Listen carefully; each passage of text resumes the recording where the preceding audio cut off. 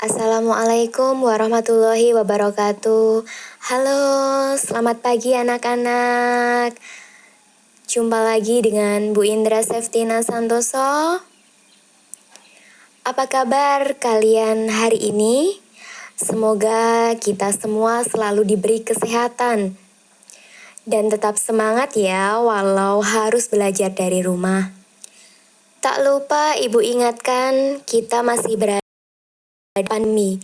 Jadi, jangan lupa tetap mematuhi protokol kesehatan dengan cara sesering mungkin mencuci tangan dengan sabun, memakai masker ketika keluar rumah, dan tetap jaga jarak.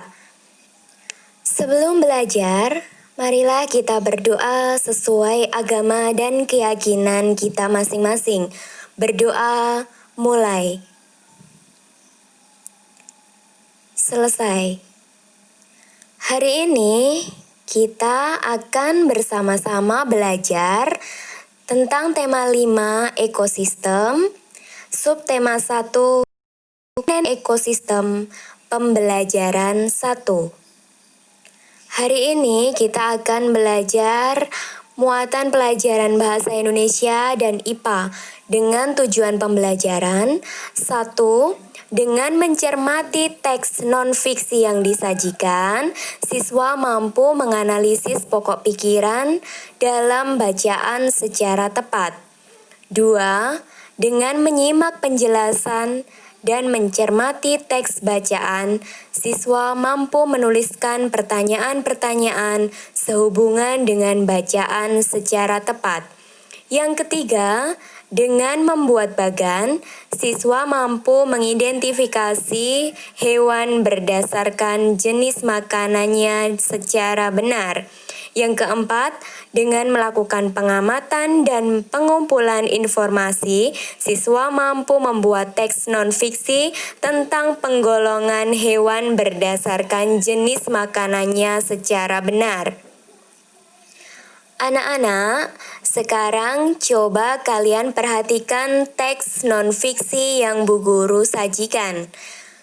Lingkungan adalah segala sesuatu yang berada di sekitar makhluk hidup. Sebuah lingkungan terdiri atas bagian yang hidup atau biotik dan bagian tak hidup atau abiotik. Bagian yang hidup di sebuah lingkungan terdiri atas tumbuhan, hewan, dan makhluk hidup lainnya. Bagian lingkungan yang tak hidup terdiri atas cahaya matahari, air, udara, dan tanah. Cahaya matahari dapat menghangatkan udara, air, dan tanah agar mencapai suhu yang sesuai kebutuhan hidup makhluk hidup. Cahaya matahari juga membantu tumbuhan membuat makanan. Air dan tanah merupakan bagian penting dari sebuah lingkungan.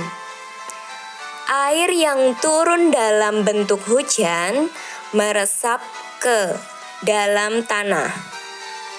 Air di dalam tanah ini dapat dimanfaatkan oleh tumbuhan yang hidup di atasnya dan makhluk hidup lainnya yang hidup di dalam tanah. Ekosistem adalah suatu sistem ekologi yang terbentuk oleh hubungan timbal balik tak terpisahkan antara makhluk hidup dengan lingkungannya.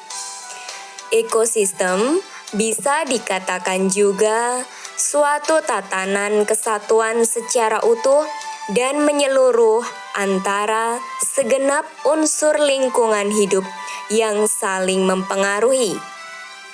Ekosistem tersusun atas individu, populasi, dan komunitas. Individu adalah makhluk tunggal. Misalnya, seekor kambing, seekor burung, dan sebuah pohon cemara. Tempat individu tinggal disebut habitat. Populasi adalah kumpulan individu sejenis yang menempati suatu daerah tertentu. Contoh, di sebuah kolam terdapat populasi ikan, populasi pohon teratai, populasi lumut.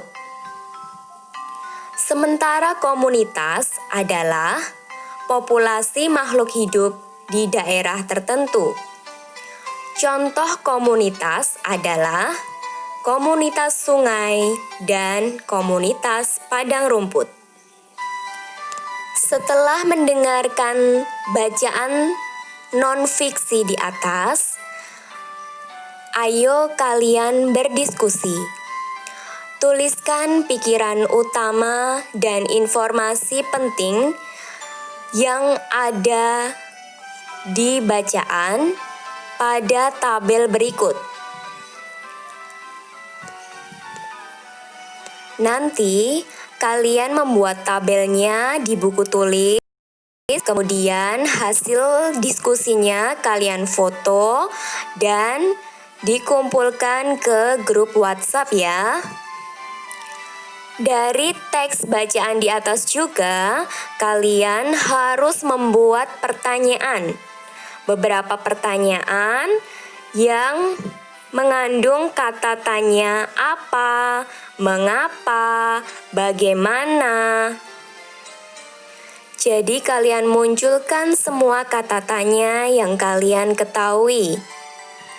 Sama seperti tadi, tulislah pertanyaan yang kalian temukan di buku tulis, kemudian nanti foto dan dikumpulkan di WhatsApp group. Sekarang kita akan membahas penggolongan hewan berdasarkan jenis makanan. Penggolongan hewan berdasarkan jenis makanan ada 3. Yang pertama, karnivora. Karnivora memiliki ciri-ciri gigi taring kuat. Ada pula yang memiliki bisa atau racun. Kemudian memiliki indera penglihat, pencium, dan pendengar yang sangat baik. Untuk kelompok burung, memiliki paruh yang kuat, punjing, dan cakar yang kuat. Contoh karnivora dari kelompok burung adalah burung elang, raja wali, dan burung hantu. Contoh karnivora dari kelompok serangga adalah laba-laba, nyamuk, dan capung. Contoh karnivora dari kelompok reptil adalah ular, komodo, buaya, bunglon, cicak, dan tokek. Contoh karnivora dari kelompok ikan adalah hiu, piranha, dan arwana. Penggolongan hewan berdasarkan jenis makanan yang kedua adalah herbivora. Herbivora ini adalah hewan pemakan tumbuhan. Ciri-cirinya memiliki gigi seri, tidak memiliki gigi taring, memiliki gigi geraham dengan permukaan lebar dan bergerigi. Ada juga yang tidak memiliki gigi, namun memiliki tembolok. Contoh herbivora, kelompok pemakan daun-daun dan rerumputan adalah sapi, kuda, kerbau, gajah, dan kambing. Contoh herbivora kelompok pemakan biji-bijian adalah burung merpati, perkutut, dan parkit. Contoh herbivora kelompok pemakan buah-buahan adalah kelelawar dan burung beo. Penggolongan hewan berdasarkan jenis makanannya yang ketiga adalah omnivora. Omnivora ini hewan pemakan segalanya. Jadi dia makan tumbuhan, juga makan hewan lain. Ciri-ciri omnivora adalah gigi geraham untuk mengunyah makanan, gigi taring untuk mengoyak makanan, dan gigi serinya untuk memotong makanan. Contoh hewan omnivora antara lain ayam, bebek, tikus, beruang, babi, musang, dan monyet. Setelah mengetahui keterangan tentang penggolongan hewan berdasarkan jenis makanannya, tugas kalian yang kedua adalah amatilah hewan di sekitarmu dan membuat bagan dari gambar-gambar hewan. Alat dan bahannya yaitu gunting, kertas karton besar, spidol, surat kabar atau majalah bekas, penggaris, lem kertas. Langkah kerjanya: 1. Carilah dan guntinglah gambar-gambar hewan yang terdapat di surat kabar atau majalah. 2. Dengan menggunakan penggaris, buatlah tabel besar pada kertas karton tersebut seperti contoh. Di sampingnya sudah ada contoh bagannya ya. 3. Letakkan gambar hewan yang sudah digunting, lalu rekatkan pada kolom pertama tabel dengan menggunakan lem. Tulislah nama hewan di bawah gambar.